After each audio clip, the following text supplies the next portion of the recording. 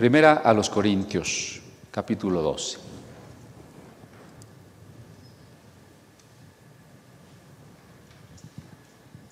A ver si nuestros hermanos que están ayudándonos a subir el video, se le puede poner, aparte de la fecha, un título. ¿Sí? Miren, podemos ponerle 1 Corintios 12, 12:3. 1 Corintios 12:3. Dones espirituales, segunda parte. Si cabe todo eso. Porque luego los hermanos que buscan, pues no saben cómo buscar un tema porque nada más está la fecha. ¿Sí? Y también, bueno, necesitamos apoyo porque luego la edición de los videos es un poquito tardada y quisiéramos que, aunque se quede el culto una semana o dos por los que quieren ver el culto, después se queden nada más los estudios. Y para eso necesitamos un poquito de trabajo. ¿Alguien le sabe? ¿Alguien quiere apoyarnos en eso? Lo puede hacer desde su casa. Sobre todo los jóvenes que son los que le pican a todo, le saben a todo. A ver, ¿quién dijo yo?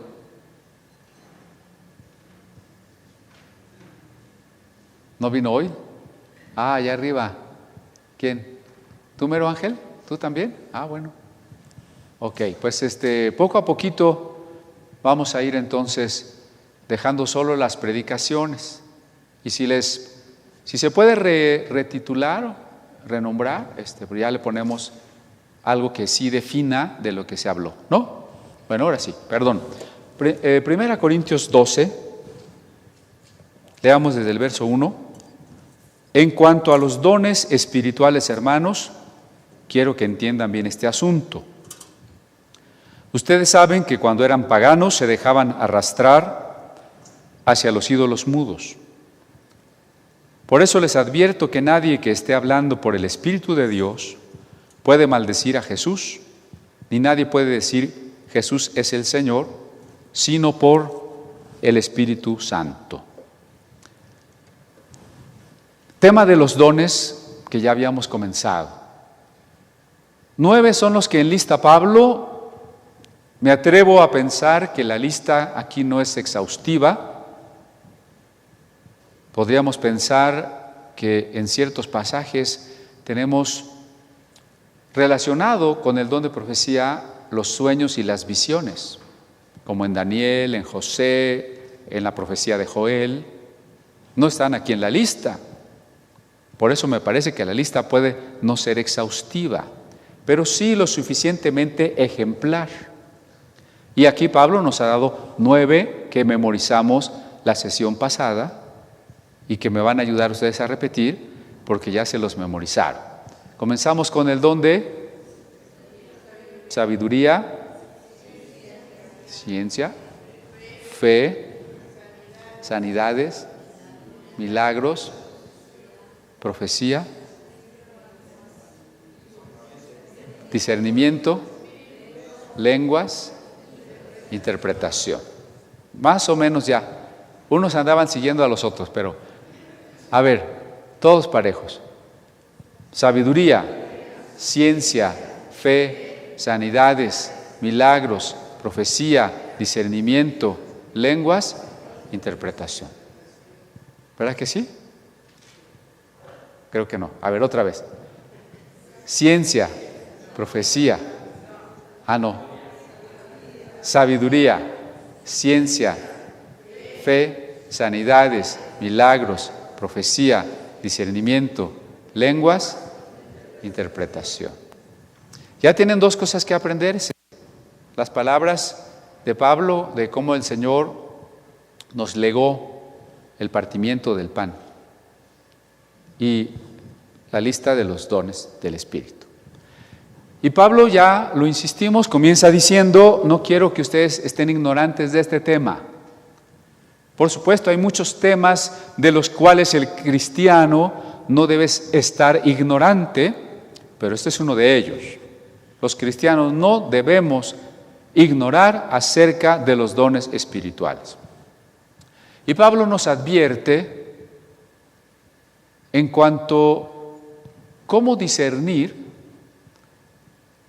los dones auténticos en dos aspectos, en la forma y en el contenido. De todos los dones y de cómo se manejan los dones, como vemos que alguien maneja los dones, como nosotros mismos vayamos a manejar nuestros dones, tenemos que cuidar estos dos aspectos, la forma y el contenido. La vez pasada nos detuvimos un poco en la forma explicando que todo lo que se haga en el culto y todo lo que se haga con referencia a los dones, y me adelanto muchísimo, 1 Corintios 14, 40 y 40, 1 Corintios 14, 40, pero todo debe hacerse de una manera apropiada y con orden. En el momento oportuno, de la forma apropiada o decentemente, dice otra traducción, y con orden. Eso es la forma. Todas las cosas tienen una forma y tienen un contenido. Piense usted en la escultura que se llama el David, el rey David, el pastor David, que esculpió Miguel Ángel. La forma es la forma de un muchacho. Y el contenido, la materia, es el mármol. Todas las cosas tienen una forma y un contenido. Tenemos que cuidar los dones en su forma y en su contenido. En su forma, en este caso, que se haga decentemente y con orden, siguiendo las reglas que están en la Biblia. Y como muy claramente creo que enfatizamos, todo tiene que pasar por la voluntad y por la conciencia. De tal manera que todo lo que se desborda y que yo ya no tengo control, todo aquello de lo que no me acuerdo, todo aquello que me arrebata, que me lleva al frenesí, al enardecimiento. Incluso a veces se dice en el mal sentido, la pasión.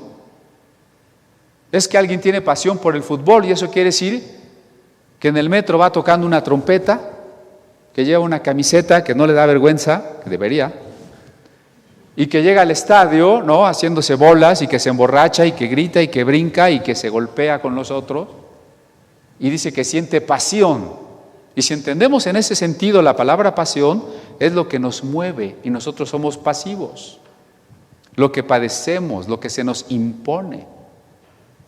Los dones no deben manejarse desde la pasión de lo que nos maneja, nos dirige, nos arrebata, sino desde la conciencia y la voluntad.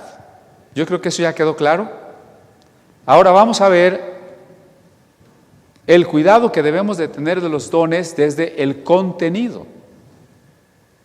Todos los dones y todo lo que se hace en el culto, y yo creo que eso lo vamos a estar reiterando. Noten ustedes, por ejemplo, cómo lo dice aquí en el capítulo 12, en el versículo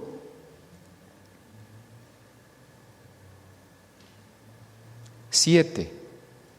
A cada uno se le da una manifestación especial del Espíritu para el bien de los demás. En otra traducción dice para provecho de todos, el bien de los demás. O como diría en el capítulo 14, al final del verso 26, todo esto debe hacerse para la edificación de la iglesia. Acuérdese que el tema general de la carta a los Corintios es el cuerpo. Ahora estamos hablando de la reunión en el cuerpo.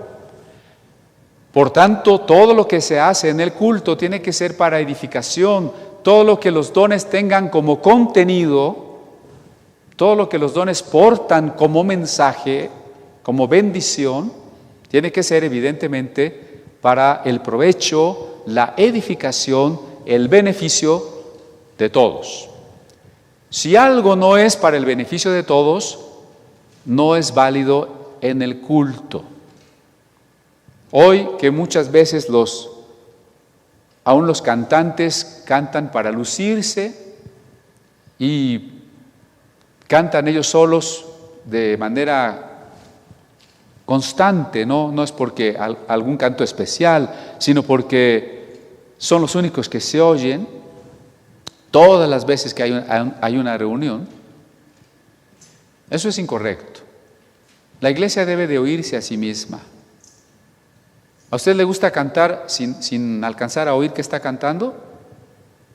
¿No le gusta como hace un momento que incluso detuvimos el instrumento y pudimos escucharnos todos a todos? Qué hermoso cuando todos nos edificamos con algo. ¿Qué debe de llevar? ¿O cuál es el catalizador? Si usted se acuerda cuando estábamos en la secundaria y nos ponían en el laboratorio de química, decían, vamos a ver si una sustancia es alcalina o no es alcalina, y vamos a poner un reactivo y vamos a ver de qué color se pone. ¿Se acuerdan? Un catalizador. Es decir, vamos a ver si lo que la sustancia contiene, si lo que ese don tiene como mensaje es o no es de Dios. ¿Y cuál es el principio?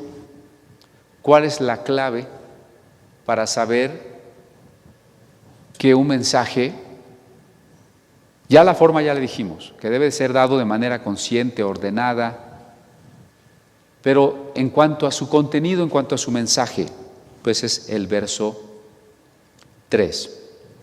Por eso les advierto que nadie que esté hablando por el Espíritu de Dios puede maldecir a Jesús, ni nadie puede decir Jesús es el Señor, sino por el Espíritu Santo.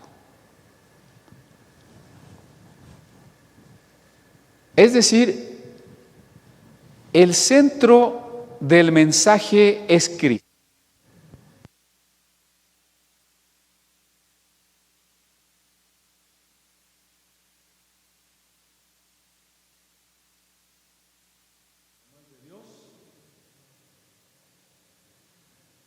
Es Cristo.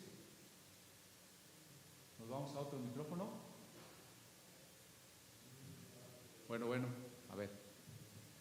Bueno, perdón. Es que aquí sí me escuchan, pero a lo mejor allá a la distancia no me escuchan. Estaba yo diciendo, ya está apagado. Estaba yo diciendo que el centro de la vida cristiana, el centro del culto, el centro de la teología es Cristo. Y en eso hemos insistido, ¿no?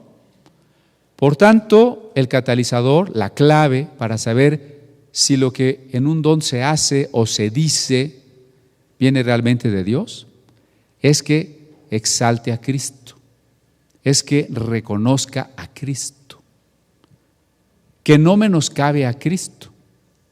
Algo de eso ya habíamos empezado a decir cuando mencionamos que la palabra griega anátema quiere decir lo que es inmundo, hacer inmundo algo, tener que sacar algo de la asamblea, de la comunidad, o considerarlo maldito. Cualquier doctrina que rebaja, que hace inmundo a Cristo, no puede ser de Dios. Ni un don manejado en ese sentido puede tener un contenido que venga de Dios. No estoy necesariamente diciendo que alguien tenga un don falso y que por tanto su don es del diablo. No. No sé si haya dones del diablo, ¿no? Lo que sí sé es que aún teniendo un don legítimo que el Señor nos haya dado, podemos llegar a usarlo mal. Cuando lleguemos al don de profecía vamos a ver cómo Pablo insiste y dice que podemos profetizar y los demás deben juzgar la profecía. Eso quiere decir que mi profecía, mi don de profecía puede ser auténtico, pero que en cierto momento Yo puedo haberme equivocado y puedo haberlo usado mal. Y entonces los hermanos ancianos vendrán y me dirán, hermano, estuviste mal en esto, hay que corregir, y yo debo estar dispuesto a corregir.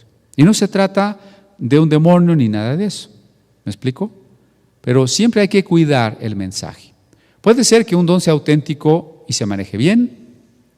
Puede ser que un don sea auténtico y a veces se maneje mal. Puede ser que un don sea auténtico y se deje de usar, se deje abandonado. Puede ser también que alguien no tenga un don auténtico, sino solo esté imitando. Hay muchas posibilidades, ¿no? Pero por ahora lo importante es de qué manera el don que se usa o el mensaje que se dice exalta, reconoce, testifica de Cristo. Y no es simplemente que mencione a Cristo.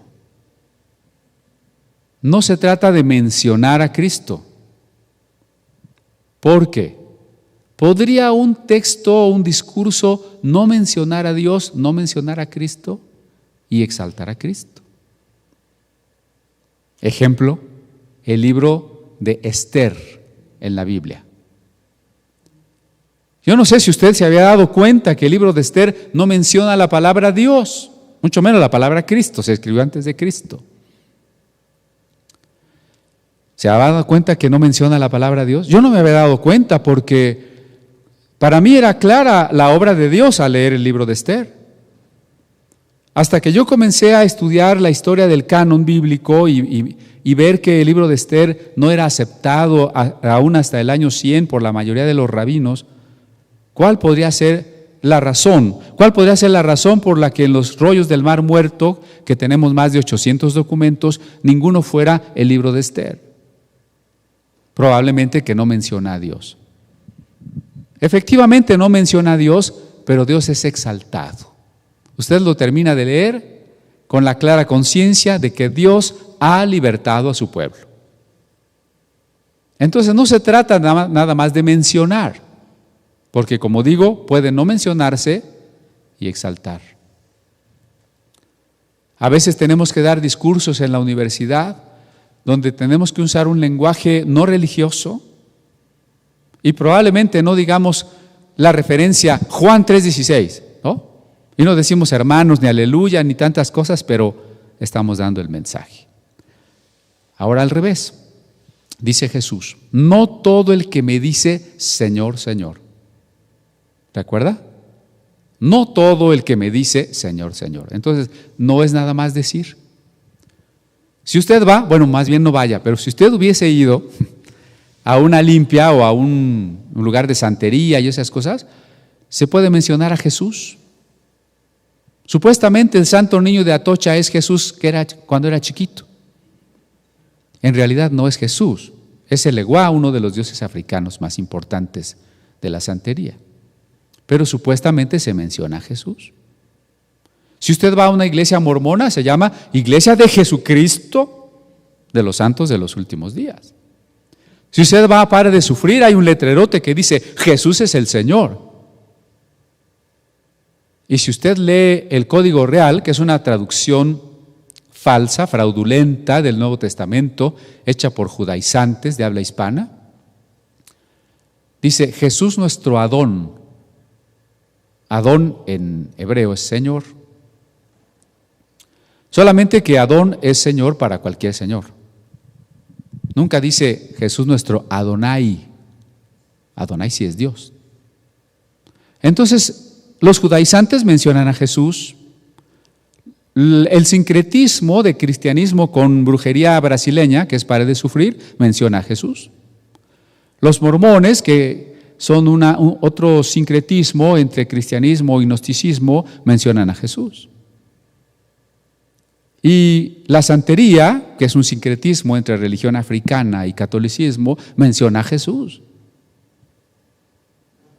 Pero, como dije, no es mencionar a Jesús, sino exaltar lo que, de acuerdo con la Biblia, verdaderamente es Jesús y la obra que Jesús ha hecho. Como ese es todo un tema, incluso es parte de nuestra materia de cristología a la que los estoy invitando, y es parte de una materia de soteriología, el estudio de la salvación, solamente voy a decirlo de manera breve. Comienzo diciendo que la Biblia no es la palabra de Dios. Ahora sí nos van a poner ahí en el YouTube. El hereje de Cristian dijo que la Biblia no es la palabra de Dios. Sí, pero óigame completo. La palabra de Dios es Cristo. Juan 1:1 dice, en el principio era la palabra, y la palabra estaba con Dios, y la palabra era Dios, y la palabra se hizo carne. La palabra de Dios es Cristo. ¿Qué es la Biblia? Lo digo en palabras de Jesús, Juan 5:39. Ellas dan testimonio de mí. Las Escrituras, la Santa Biblia, las Sagradas Escrituras, no vean mi Biblia, ellas dan testimonio de mí. ¿Qué es la Biblia? El testimonio de la palabra de Dios. La palabra de Dios es Cristo. Por tanto, el centro de la Biblia es Cristo. El propósito de la Biblia es Cristo.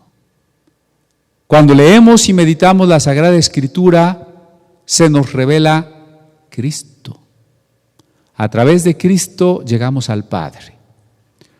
Si nosotros tenemos claro que el centro de la Biblia es Cristo, nuestra interpretación de la Biblia va a cambiar. Ya con ello, para empezar, estaremos a salvo de las herejías, porque recuerden que toda herejía es menoscabar la persona y la obra de Cristo.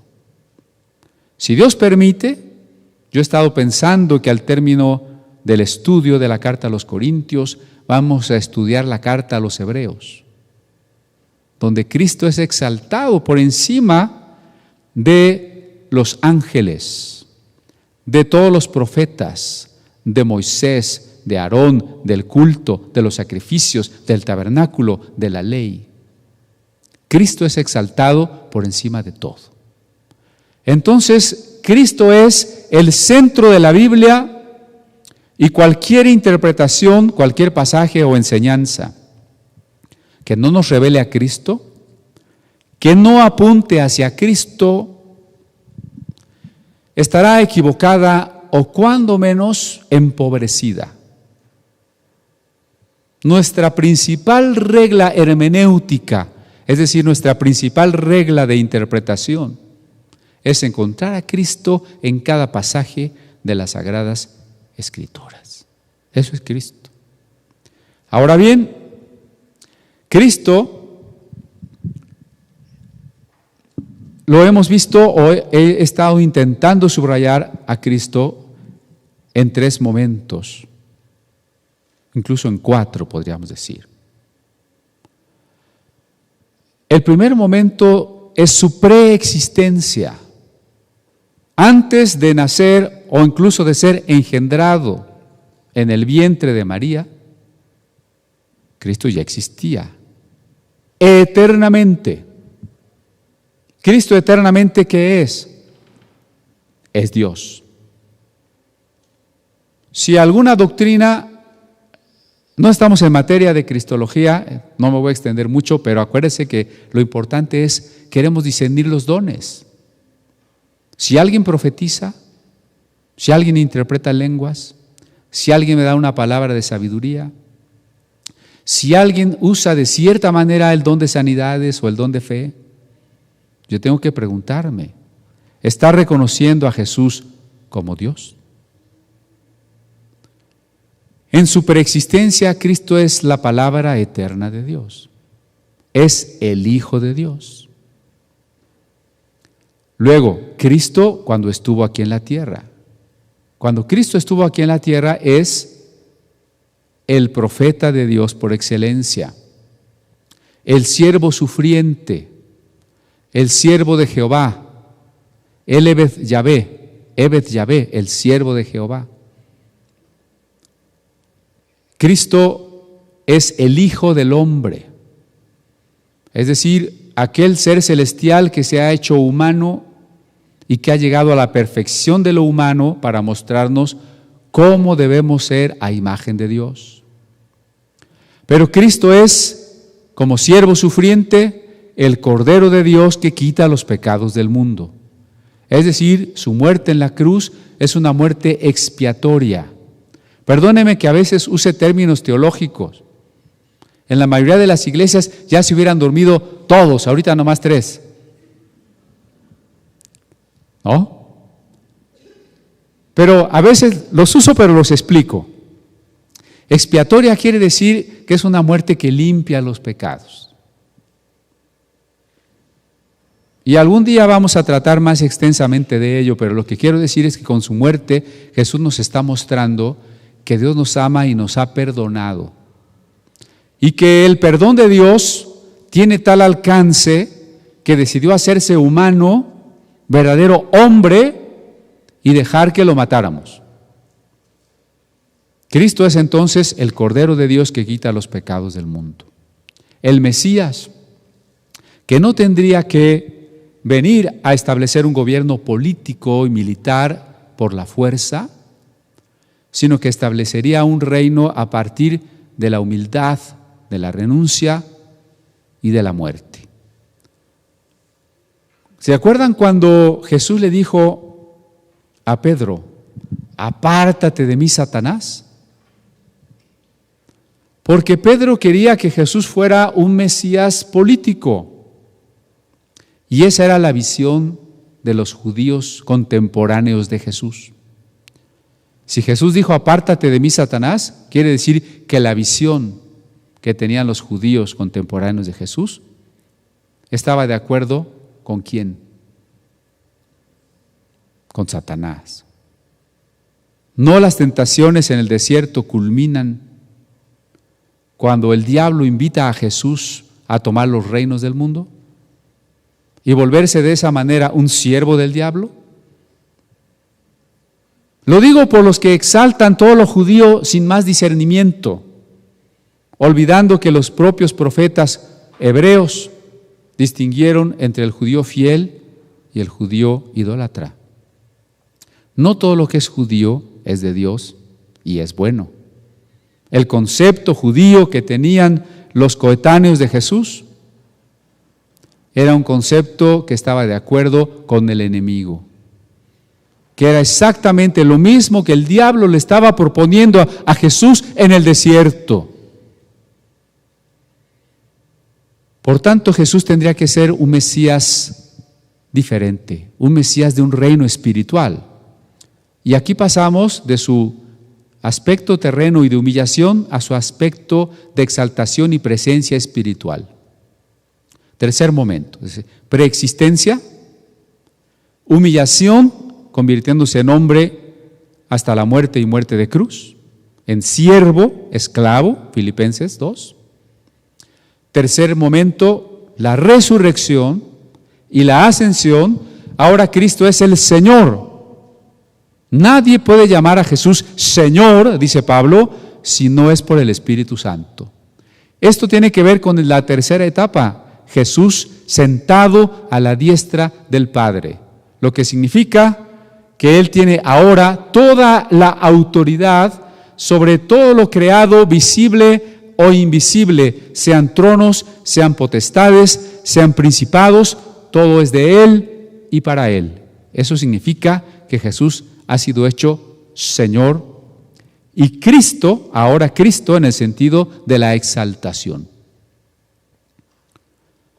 Por eso es que los cristianos estaban contentos y se sentían liberados del temor a lo demoníaco. Los cristianos del primer siglo sabían que Jesús, a la diestra del Padre, había vencido los poderes de las tinieblas. Estas doctrinas de guerra espiritual hoy han olvidado otra vez que Cristo está sentado a la diestra del Padre y los poderes de las tinieblas han sido vencidos y nosotros vivimos en la libertad en la que no hay temor. Otra vez ellos quieren irse a vencer a los poderes de las tinieblas, todos llenos de miedo y de preocupaciones cotidianas, si no tendré un demonio de ayer a hoy. No, hermano, Jesús es el Señor y su señorío lo ejerce en un reino espiritual, no en un reino político, un reino espiritual que está presente aquí entre nosotros, un reino espiritual que se manifiesta por nosotros, que somos la iglesia, y nosotros hemos nacido a ese reino espiritual por el nuevo nacimiento.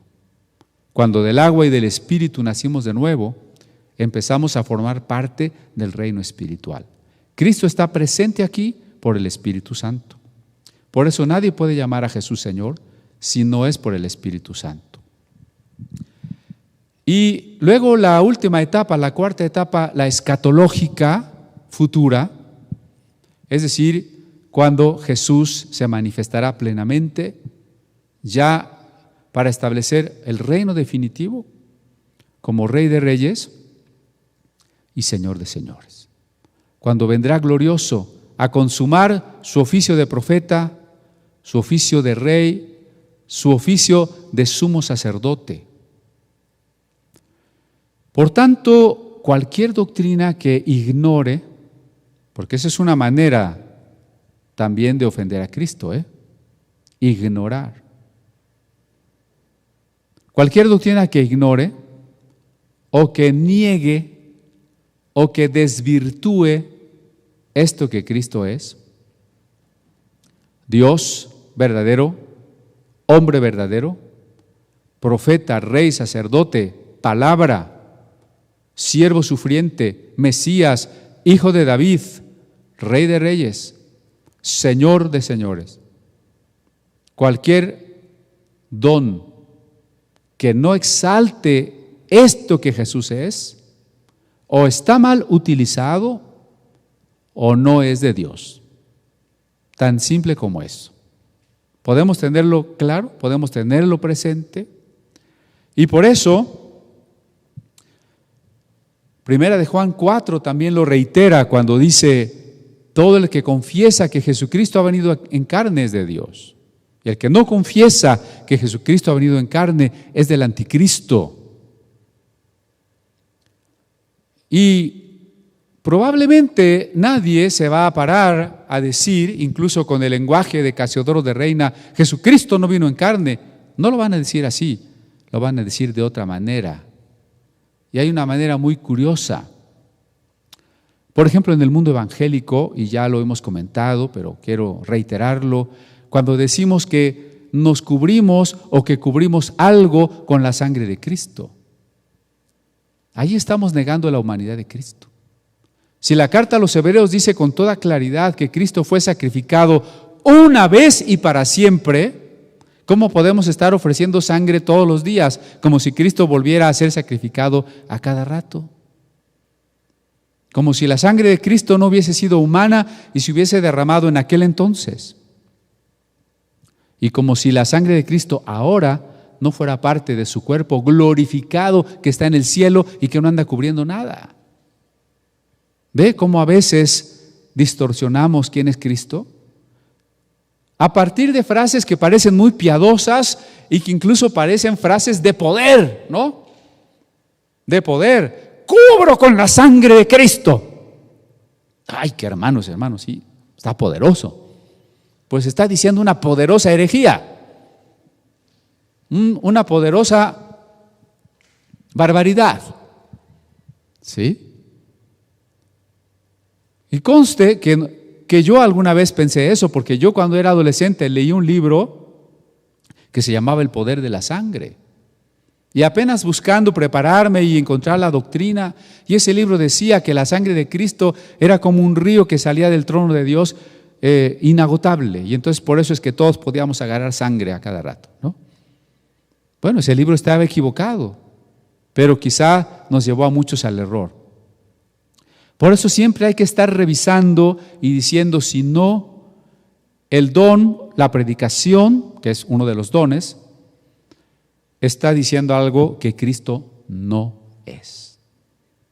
No quiero dejar de aclarar, por si alguien tiene duda, cuando la Biblia habla de la sangre de Cristo después de la crucifixión y después de la resurrección, no se refiere sino al hecho histórico de que por la muerte de Cristo nos ha quedado claro que Dios nos ha hecho aceptos en el amado, que Dios nos ha justificado, nos ha santificado, pero no que Cristo esté muriendo a cada rato, no que su sangre siga corriendo como si fuera una sangre mágica que tiene millones y millones de litros. Cristo es hoy un humano resucitado, es el postrer Adán, que es ahora el hombre celestial, y su sangre no anda flotando por aquí. Su sangre, como su cuerpo, como sus huesos, son gloriosos, incorruptibles, primicias de la resurrección. Por tanto, que Cristo fue verdaderamente humano, que nació como humano, que murió en la cruz y que resucitó como humano, es importantísimo. Y que no hay otro camino de salvación, porque Jesús dijo: yo soy el camino y la verdad y la vida, y nadie viene al Padre si no es por mí. Así que este es el contenido que debemos tener presente cuando del uso de los dones espirituales se trata. Si alguien no tiene este contenido, aunque mencione versículos de la Biblia, porque es muy fácil mencionar versículos de la Biblia o mencionar el nombre de Jesús, como ya lo dije. Mucha gente tiene como mera expresión: ¡ay, Jesús bendito!, cuando pasa algo, ¿no? Ni siquiera está invocando realmente a Jesús. No cualquier doctrina que cite la Biblia es bíblica. Y por supuesto, este es todo un tema, todo un curso que es un curso de hermenéutica. Ya les estaré avisando, para febrero voy a dar un curso de maestría en el seminario Juan Calvino, pues los podré invitar. Pero por lo pronto, lo que les quiero decir es que no porque una doctrina mencione un pasaje de la Biblia ya es bíblica. Porque los pasajes se pueden traer de los cabellos, es decir, jalonear, como en la época de las cavernas, ¿no? Y no tienen nada que ver. Porque si yo digo que vamos a dar 7 vueltas a la colonia para que se derrumben las murallas, y alguien cuestiona y dice: oye, pero es que eso no es bíblico, va a decir: ahí está en la Biblia. Los israelitas dieron 7 vueltas a Jericó y las murallas se cayeron. Ahí está en la Biblia. Bueno, sí está en la Biblia, pero la manera en que lo estamos aplicando, la manera en cómo lo queremos vivir en Jesús y como lo vemos en el Nuevo Testamento, no está bien aplicada. Por eso es que una doctrina sea bíblica quiere decir que la Biblia sea usada correctamente. Permítaseme citar las palabras de Pablo a Timoteo: procura con diligencia presentarte ante Dios como obrero aprobado, que no tiene de qué avergonzarse, sino que salpica de versículos todo lo que se le ocurra. ¿Así dice? ¿Todavía están conmigo? No dice que el obrero aprobado y diligente es el que se encuentra cualquier versículo y lo revuelve y adorna sus doctrinas y las justifica. A veces la gente nos acusa, el no creyente dice: es que con la Biblia todo se puede justificar. Y tiene cierta razón. Por eso Pablo dice: obrero aprobado, que no tiene de qué avergonzarse, que traza bien la palabra de verdad. Ahí está el reto, ahí está el riesgo Ahí está el por qué tenemos que conducirnos con temor y temblor, porque la palabra debe trazarse correctamente y vamos a ser juzgados los obreros que usamos la palabra. Tengamos todo el tiempo presente que los dones debemos medirlos, juzgarlos en su forma y en su contenido. Se está usando para edificación, se está usando ordenadamente, tiene un mensaje que exalta a Cristo. Nada en este don ignora a Cristo, nada lo menoscaba, nada tergiversa una doctrina fundamental de salvación, de santificación. Algunos quieren andar echando fuera demonios de los cristianos y llegan a una iglesia y parece, como dije hace un momento, que estuviesen llenos de poder. ¿Quién hoy podría alzar la mano y decir, yo hoy vine sin ningún problema y no tengo lucha con ningún pecado? ¿Quién puede decir eso? Todos traemos problemas y lucha contra el pecado. Pero si yo a esos problemas y a esas tentaciones les llamo demonios y los convenzo de que esos demonios están en ustedes, entonces ¿quién está endemoniado? Pues todos. Y si yo les digo que pasen convencidos de que están endemoniados y de alguna manera los convenzo de que si vomitan se les va a salir el demonio, vamos a ensuciar la alfombra. Y muchos van a pensar que fue un culto poderoso del don de liberación. Ahora yo le pregunto, y ya usted ya memorizó la lista de los 9 dones, ¿dónde está el don de liberación? ¿Estaba en la lista? El don de liberación no está en la lista porque no es un don. ¿Por qué no es un don? Pues ya que me metí en eso, ¿no? Expliquemos. No es un don porque los dones son para el cuerpo y los endemoniados no están en el cuerpo. Así de simple. Pero ya estamos diciendo algo importante de los dones. Los dones son para el cuerpo. Más adelantito Pablo va a explicar que usar un don es como tener la función de una mano, la función del ojo, la función del oído. Los dones son para el cuerpo. Y los que somos del cuerpo de Cristo no estamos endemoniados. Ahora, los endemoniados están allá afuera. Me refiero afuera del cuerpo de Cristo, no afuera de este lugar. Ojalá y trajeran unos adentro de este lugar para orar por ellos, ¿no? Claro que sí. Pero lo que quiero decir es que si usted se encuentra con un endemoniado, ¿usted necesita un don especial para liberar a esa persona? ¿O solo necesita usar o reconocer su autoridad en el nombre de Cristo? ¿Qué necesita? Reconocer su autoridad. Por tanto, no es un don para algunos hermanos. Es una prerrogativa que todo cristiano tiene si lo necesita. Eso es otra diferencia con los dones.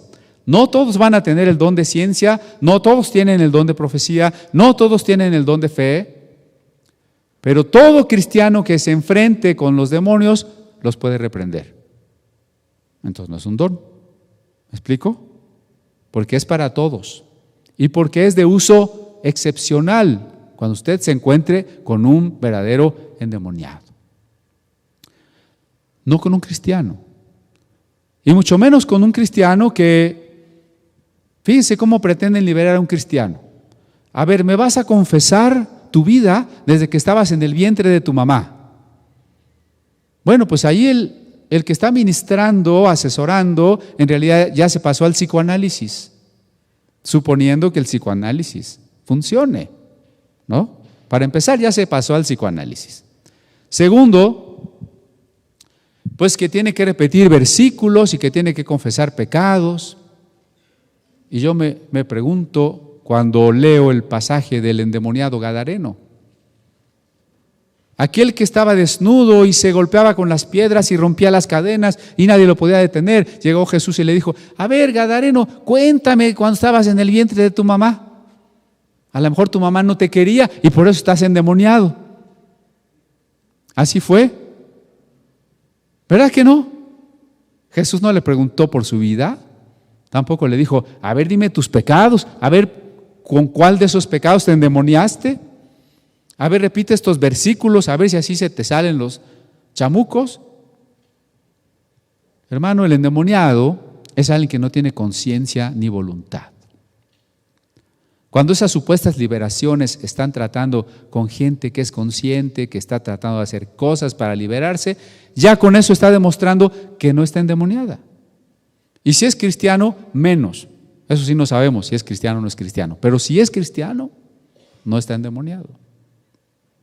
Y los endemoniados no se liberan tratando de que confiesen los pecados y de que se aprendan versículos y de que nos cuenten su vida. El endemoniado no tiene conciencia. Entonces no hay don de liberación. ¿Por qué estaba diciendo eso? Ahora bien, dice el verso 4, hay diversos dones, pero un mismo Espíritu. Hay diversas maneras de servir, pero un mismo Señor. Hay diversas funciones, pero es un mismo Dios el que hace todas las cosas en todos. Yo veo aquí claramente un pasaje trinitario. ¿Sí se fija? El Espíritu, el Señor, refiriéndose a Jesús, y Dios. Pero usa, el mismo es el que hace. Es decir, hay diferencia y a la vez no es una diferencia sustancial. Porque uno es el Padre, otro es el Hijo y otro es el Espíritu Santo, pero en esencia, en sustancia, es un mismo Dios. No tenemos tres dioses, tenemos un solo Dios. Y ese Dios eternamente es en tres personas: el Padre, el Hijo y el Espíritu Santo, los tres que se están mencionando aquí. Se comienza por el Espíritu, que es el que nos acerca a Cristo. Se sigue con Cristo, que es quien nos acerca al Padre, y finalmente se menciona al Padre. ¿Sí vieron? Y luego se dicen tres cosas: los dones, los ministerios y las operaciones. ¿Está conmigo? ¿Me está viendo con cara de duda? A ver, otra vez. Versículo 4. Diversos dones. Versículo 5. Diversos ministerios. Versículo 6. Diversas operaciones. ¿Ya vio que son tres cosas? Dones, ministerios, operaciones. Y que en cada una de ellas se enfatiza una manera de la persona de Dios, o una de las personas de la divinidad.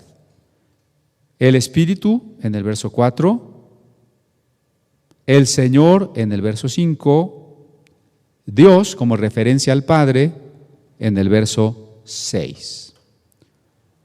A riesgo de que todavía habrá que profundizar en esta exégesis,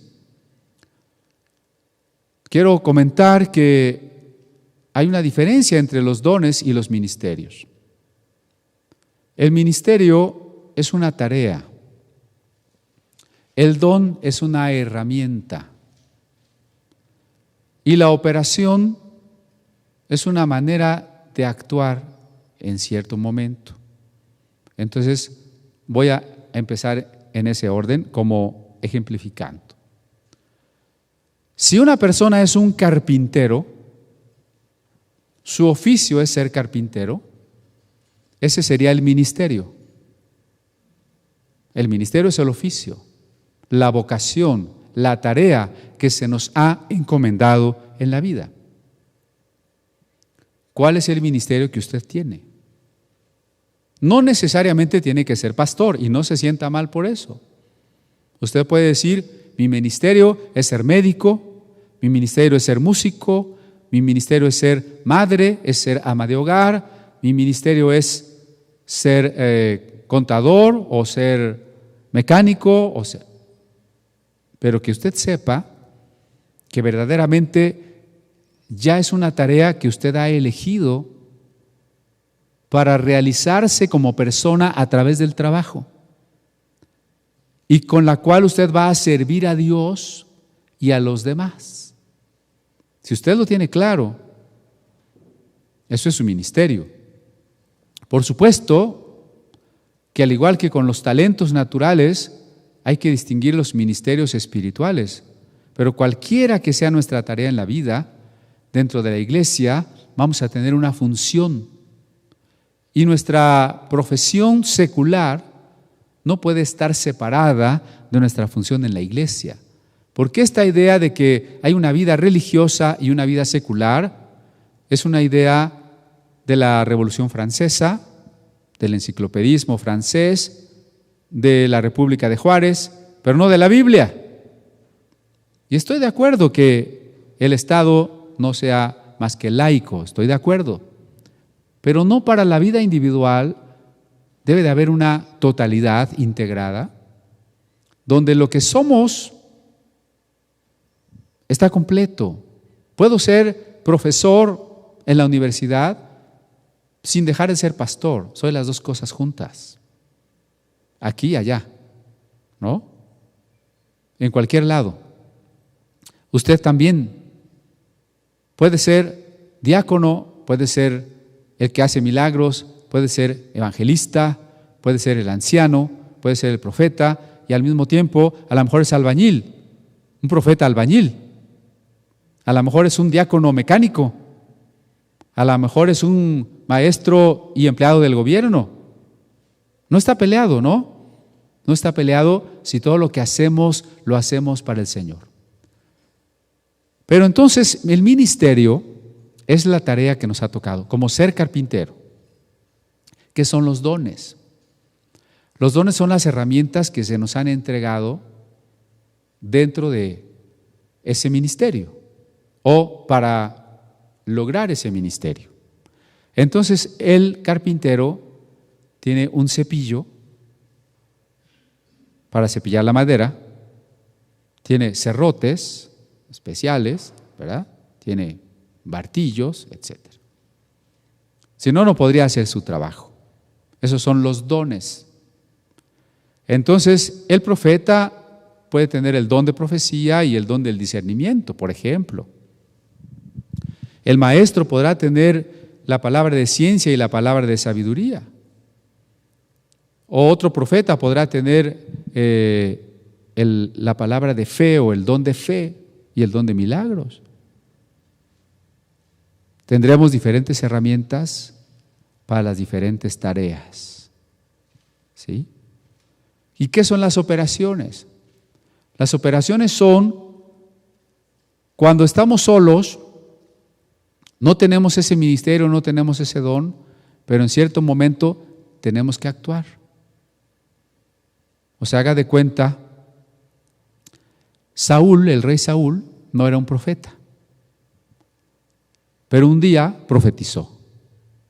De ahí el dicho, ¿también Saúl entre los profetas? Saúl no era profeta, pero un día profetizó. A lo mejor usted no tiene don de sanidades, pero un día oró por un enfermo porque no había nadie más y el Señor lo usó a usted, ¿o no? A lo mejor usted no es el predicador, pero un día usted tuvo que predicar, ¿verdad? Entonces hay operaciones. Es como yo no soy carpintero ni tengo herramientas profesionales. De repente quiero clavar una silla nada más, ¿no? Y me queda muy chueca, pero bueno, una operación. Pero un don, si yo ya tuviera las herramientas adecuadas y un ministerio, si yo fuera ya un experto en la manera como se trabaja la madera. Entonces aquí tenemos tres maneras en las cuales Pablo aprovecha para mostrar que es el Dios trino el que actúa a fin de cuentas. ¿Quién actúa en la iglesia? ¿El Padre o el Hijo o el Espíritu Santo? A veces queremos separar como muy claramente y decimos, no, bueno, al Padre por Cristo o a través del Espíritu. No tiene sentido. O sea, ¿quién actúa, a quién adoramos, quién se manifiesta, con quién tenemos comunión? Con el Padre, con el Hijo y con el Espíritu Santo, ¿no? ¿Y por qué se menciona primero al Espíritu Santo? Porque es Cristo presente en la tierra. Por eso lo que llamamos la bendición apostólica de la segunda carta a los Corintios dice, en la comunión del Espíritu, la participación del Espíritu, la comunión con Cristo, la bendición de Dios. Es decir, primero es el Espíritu, porque es el ministerio presente de Jesucristo. Bien, entonces ya que tenemos claro que Pablo no quiere que ignoremos de los dones, que no debemos ser arrastrados ni por el frenesí ni por las falsas doctrinas, que Cristo es el centro de los dones, ahora nos explica que los dones son del Dios Trino y que se manifiestan para darnos ministerios y para hacernos funcionar en operaciones. Y que todo, el verso 7, lo que hagamos debe ser hecho para la edificación. Y si no es hecho para la edificación, o no es de Dios, o lo estamos usando mal. Porque que algo sea de Dios no quiere decir que entonces ya lo estamos usando bien, ni tampoco lo contrario. Lo usaste mal, entonces no es de Dios. No. Gracias a quién tengo manos. Pues gracias a Dios, pero las puedo usar mal, ¿o no? Entonces, como las usé mal, Dios no me las dio. No, si Dios me las dio, y yo soy responsable de cómo las uso. Yo tengo ojos, ¿quién me dio los ojos? Dios. Pero yo puedo ver lo que no debo, ¿no es cierto? Entonces, ¿Dios no me los dio? No, sí Dios me los dio, pero yo los estoy usando mal. Entonces los dones conllevan una responsabilidad. Debemos aprender a usar los dones para la edificación de todos, para hacerlo de manera ordenada y para que nuestros dones, y eso lo dice Romanos 12, entre más abunde en nosotros la palabra de Dios, nuestros dones irán más saturados, más cargados de bendición, de auténtica palabra divina. Entonces es nuestra responsabilidad. Los dones son entonces un recurso del amor, ya lo veremos en el capítulo 13 y 14. ¿Cómo puedo servir a la comunidad de la que soy parte, a la comunidad que amo? A través de los dones. Entonces, ¿cómo usar los dones? Con el amor que me merece cada uno de los hermanos que forma parte de mi ser colectivo, de mi familia. Vamos a dejar aquí nuestro estudio. Creo que el tiempo nos come, pero espero que nos llevamos a algo muy importante.